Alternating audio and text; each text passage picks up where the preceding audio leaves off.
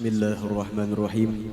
Alhamdulillahi rabbil alamin. Wassalatu wassalamu ala asyrafil anbiya wal mursalin sayyidina wa maulana Muhammad wa ala alihi wa sahbihi ajma'in. Amma ba'du. Qala al-musannif berkata al-imam al-kutub al-habib Abdullah bin Alawi bin Muhammad al-Haddad di dalam kitab beliau Risalah Muawanah. Mudah-mudahan kita dan seluruh dzurriyyah kita mendapatkan keberkahan ilmu beliau dunia wal akhirah. Amin ya rabbal alamin. Radhiyallahu ta'ala anhu wa ankum ila an qala sabda Rasulullah sallallahu alaihi wasallam, man kadhama ghaidan walau syaa yanfadhu lanafadha mala Allahu qalbah amnan wa imana. Rawahu Ibnu Abi Dunya. Hadis dhaif. Artinya, barang siapa menahan amarahnya padahal ia dapat melaksanakannya, maka Allah Subhanahu wa taala akan memenuhi hatinya dengan keamanan dan keimanan. Dan sabdanya lagi, yunadi munadin yaumal qiyamah liyakum man ajrahu ala Allah fayaqumul afuna 'anil nas. Artinya, pada hari kiamat akan terdengar suara, bangkitlah siapa mempercayakan pahala untuk memaafkan kesalahan orang. Bangkitlah siapa mempercayakan pahala untuk dirinya kepada Allah Subhanahu wa taala, maka bangkitlah orang-orang yang di dunia selalu memaafkan kesalahan orang lain. Di samping itu, siapa saja yang menghiasi dirinya dengan kesabaran seperti ini, pasti Allah Subhanahu wa taala akan memuliakannya dengan pekerti luhur yang merupakan pokok segala sifat keutamaan dari inti segala kesempurnaan. Sabda Rasulullah sallallahu alaihi wasallam, la syai'a athqala fil mizan min husnil khuluq wa innal 'abda la yablughu bi husnil khuluqihi darajata sahibis salati was siyam. Rawahu Tirmidzi wa Ibnu Hibban. Artinya, tidak ada sesuatu yang lebih berat timbangan pahalanya daripada akhlak yang mulia, dan sesungguhnya seorang hamba dengan akhlak mulianya dapat mencapai derajat para ahli ibadah yang amat banyak salat dan puasa sunnahnya. Dan sabdanya lagi, ahabbukum ilayya wa aqrabukum minni majlisan yaumal qiyamah ahsanukum khuluqa. Rawahu Tirmidzi. Hadis hasan. Artinya, yang paling kucintai dan paling dekat tempat duduknya denganku pada hari kiamat adalah yang terbaik akhlaknya di antara kamu. Ibnu Mubarak rahimahullahu taala berkata, akhlak mulia ialah wajah yang selalu cerah, kebaikan yang selalu tercurah, serta mencegah menyakiti bagi sesamanya.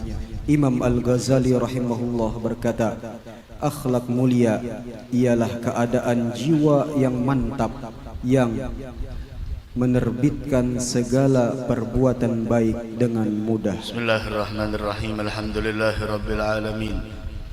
Wa bihi nasta'inu ala umurid dunya waddin wa la haula wa la quwwata illa billahil aliyyil azim. Alhamdulillah, kita bersyukur kehadrat Allah Subhanahu wa taala di malam yang mulia ini. Kembali Allah Subhanahu wa taala mengumpulkan kita di tempat yang dinamakan oleh Nabi kita Muhammad Raudhah min Riyadhil Jannah, yaitu kebun daripada kebun surganya Allah Subhanahu wa taala. Kita menempuh jalan ke tempat ini di dalam menuntut ilmu, mengambil keberkahan hadis Nabi kita Muhammad, man salaka tariqan yaltamisu fiha ilman sahhalallahu lahu bihi tariqan ilal jannah. Orang yang menempuh suatu jalan untuk menuntut ilmu agama, maka Allah mudahkan baginya jalan untuk menuju surganya Allah. Mudah-mudahan apa yang kita lakukan diterima di sisi Allah Subhanahu wa taala. Amin ya rabbal alamin. Wal Imam Al-Haddad berbicara tentang husnul khuluq, yang mana Nabi kita Muhammad sallallahu alaihi wa ala alihi wasallam berpesan sebagaimana hadis yang mana disebutkan oleh Nabi kita Muhammad, wa khaliqin nasa bi khuluqin hasan. Hendaklah engkau bergaul dengan manusia memakai akhlak yang baik. Wah, di sini masya Allah termasuk akhlak yang baik adalah kazmul ghaidh, yaitu menahan amarahnya. Wal kadhiminal ghaidha wal 'afina 'anil nas wallahu yuhibbul muhsinin. Termasuk daripada akhlak yang baik adalah menahan amarah.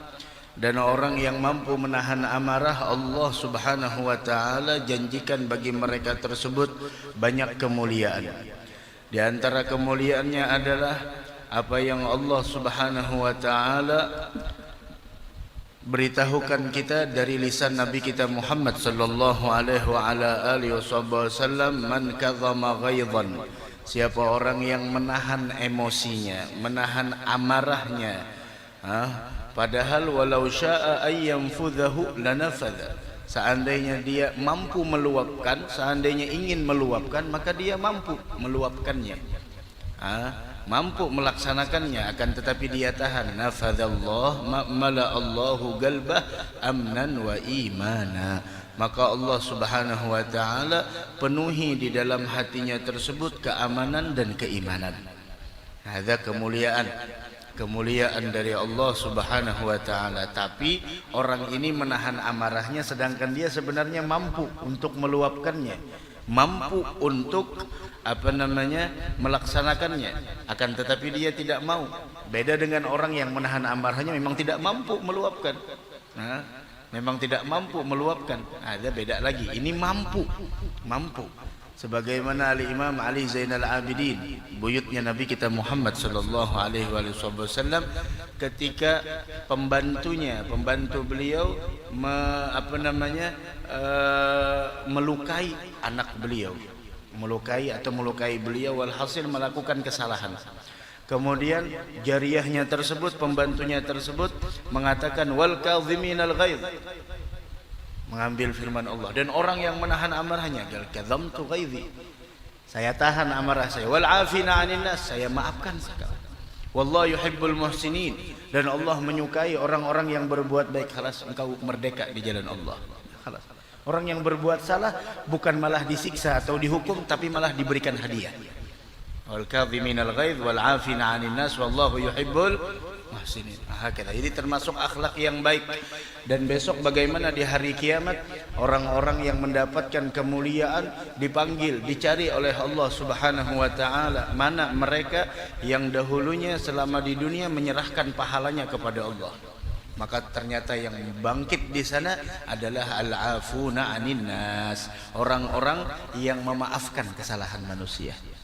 Maka dari karenanya salah satu akhlak yang paling menonjol daripada akhlak-akhlak yang baik yaitu adalah pemaaf. War Rasul kana ya'fu 'anil dzambi idza kana fi haqqihi wa sababihi. Rasul itu pemaaf kalaunya dosa, kesalahan berkaitan dengan hubungannya dengan beliau. Tapi kalau sudah urusan agama, kana sallallahu alaihi wasallam ya'fu 'anil dzambi idza kana fi haqqihi wa sababihi wa idza udhi'a haqqullah lam yagum ahadun li ghadabihi. Kalau sudah hak Allah disia-siakan, tidak ada orang yang mampu untuk menghadang marahnya Nabi Muhammad.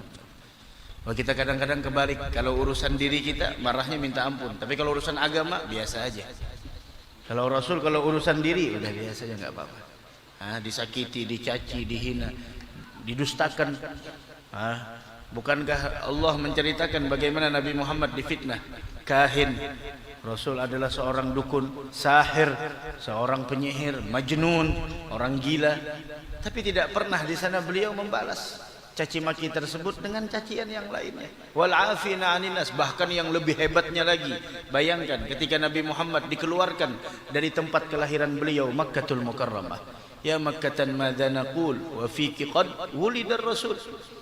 Kemuliaan yang tidak ada satupun yang mampu menandinginya. Kenapa? Karena Mekah tempat dilahirkannya Nabi kita Muhammad sallallahu alaihi wa ala alihi wa sahbihi wasallam. Diusir beliau, dikeluarkan, ingin dibunuh. Tapi ketika Fathu Mekah, penaklukan kota Mekah, Orang-orang yang ada di Mekah, penduduk Mekah semuanya mereka ketakutan. Sampai dikatakan man aghlaqa babahu fahuwa amin wa man dakhala dara Abi Sufyan fahuwa amin wa man dakhala al-masjid fahuwa amin.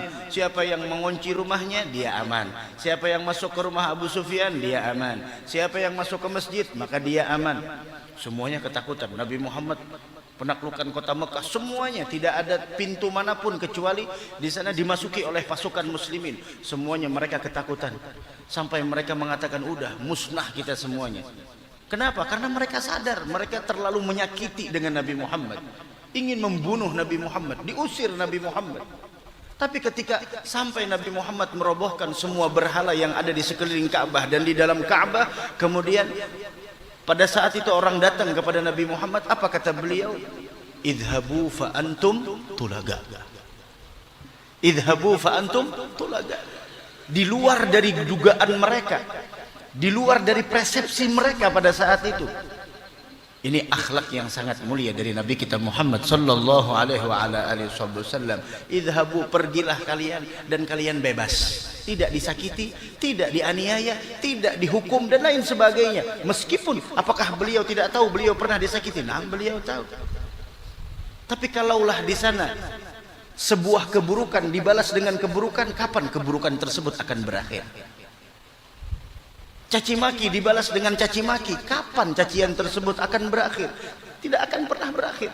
Idhabu fa antum tulaga, pergilah kalian dan kalian dalam keadaan bebas. Sebelumnya Nabi Muhammad bertanya, "Mata dhunnu anni fa'ilun bikum?" Kira-kira kalian menyangka apa yang akan saya perlakukan kepada kalian? Apa kata mereka? Akhun karim wa ibnu akhin karim.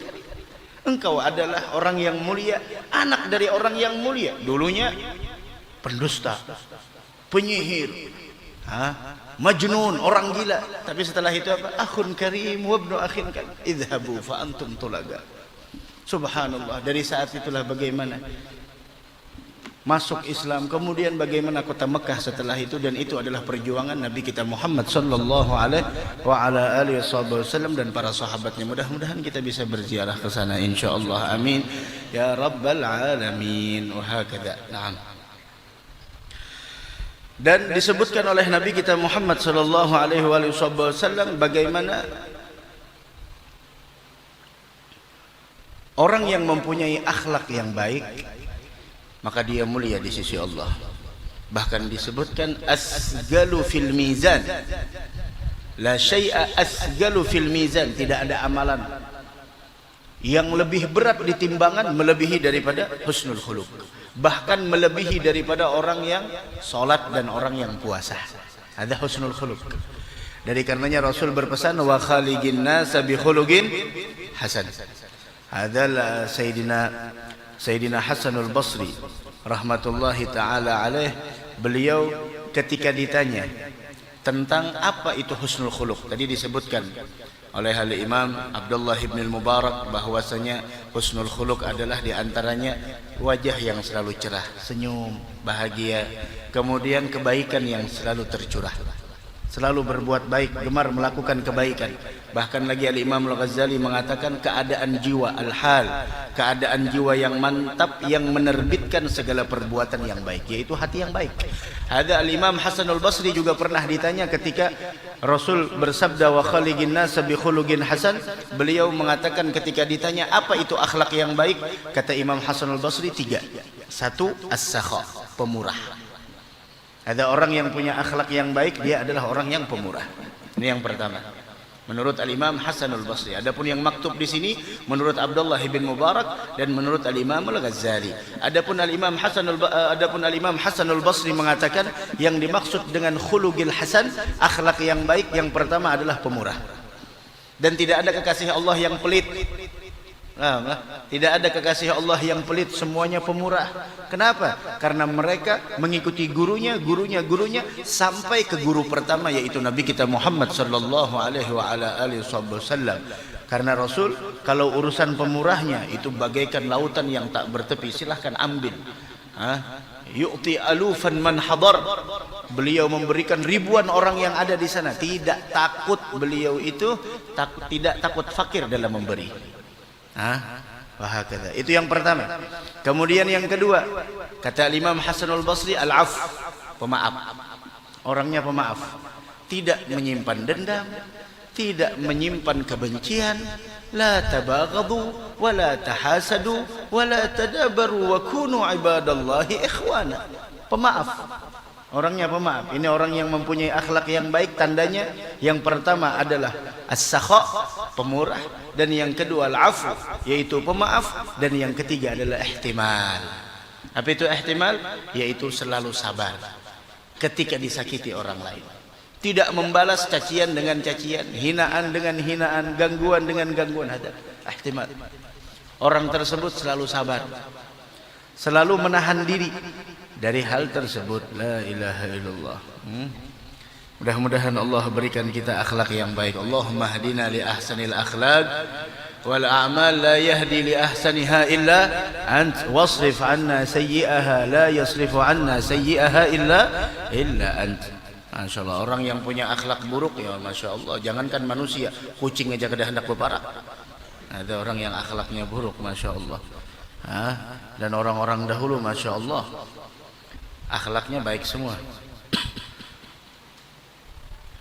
Al-Imam Sufyan Ats-Tsauri, Al-Imam Sufyan Ats-Tsauri, hadza beliau mengatakan, man khataba imra'atan wa huwa ya'lam min nafsihi su'al khuluq. Siapa orang yang meminang perempuan, ini bagi laki-laki yang ingin meminang perempuan, sedangkan dia tahu dia ini orang yang mempunyai akhlak yang jelek, maka hendaklah dia memberitahukan terlebih dahulu kepada calon istrinya. Dia orangnya pelit, perhitungan, pendendam, benci, apa jangan kayak itu, santai aja bang. Pina menceleng mana pamor dia itu. Udah paham ulun. Ini kamu sudah begini kalau? Sudah kalau? Kenapa kada mendengar? Sudah kada usah lagi sudah. Man khataba imra'atan, siapa orang yang meminang perempuan, kata Imam Sufyan Ats-Tsauri, yang masih belum menikah, dan dia tahu bahwasanya di dalam dirinya ada punya akhlak yang jelek, maka hendaklah dia memberitahukan kepada calon istrinya tersebut, saya orangnya begini, saya orangnya begini, saya orangnya begini. Harus diberitahukan. Jangan tertipu dengan wajahnya tampan, tapi Masya Allah akhlaknya tidak setampan wajahnya. Masya Allah, menangis Jalal. Sudah akhlak kada bagus, muha kada bunga seorang ini terkumpul seberataan. Wah kata, harus diberitahukan terlebih dahulu. Saya sifatnya sebegini, seperti ini, seperti ini, seperti ini. Kata Imam Sufyan Ats-Tsauri, min babil wara, min babil wara. Wa illa, kalau tidak diberitahukan ternyata setuju karena melihat tampannya, melihat casingnya, melihat zahirnya, Masya Allah. Wa illa, kalau dia tidak memberitahukannya kepada calon istrinya tersebut, maka sungguh dia telah ghasyaha, dia telah menipu perempuan itu. Harus beritahu dulu. Ghasyaha, dia sudah menipu perempuan tersebut, ditipunya. Wa man ghasyana falaisa minna, khalas. Harus diberitahu dulu, ini ulun ini orangnya ini. Masalah gawian itu kada jadi masalah. Ada yang berdatang, apalagi kaum masjid, kaum langgar, itu terima. Kenapa jadi diterima? Ya Allah, biar kaum kada gampangan kaum. Ini tak angkat kaum ni, Masya Allah. Kaum tuh, biar kada kisah kaum, tahu kaum lah, kaum. Guru Fatahilah kaum, kaum. Orang aja disuruhnya sembahyang, apalagi bininya. Mbah hayya 'alas shalah, orang jadi disuruhnya sembahyang. Tapi julun malam tadi, tapi menangaran bebinian kada penyembahyang, biar talaki imam musigit. Mun dasar kada sembahyang, dasar koler. ngalihai mundasar ngalihai kayak apa lagi sudah. Nah, mudah-mudahan Allah perbaiki keadaan kita insyaallah.